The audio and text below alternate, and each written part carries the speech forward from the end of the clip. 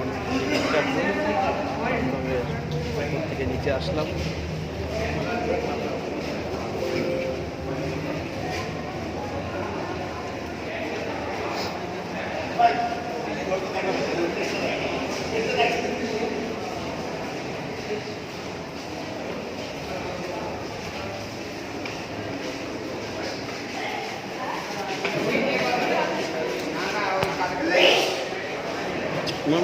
ও বলতে পারি রান্নাটা খুব একটা খারাপ না না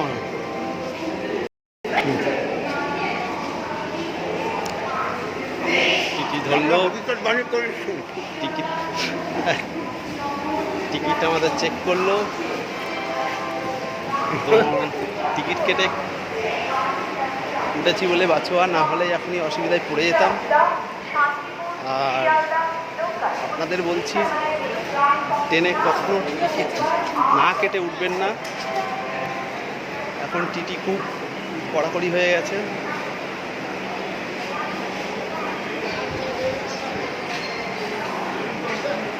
তো অসুবিধায় পড়বেন।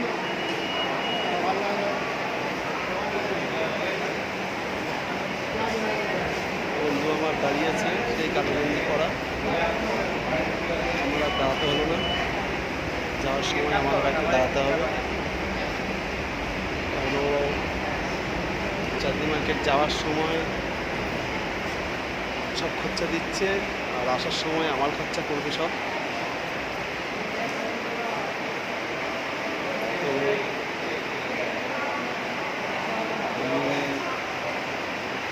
এখন দাঁড়িয়েই থাকবো, আর কিছু করার নেই আমার। হ্যাঁ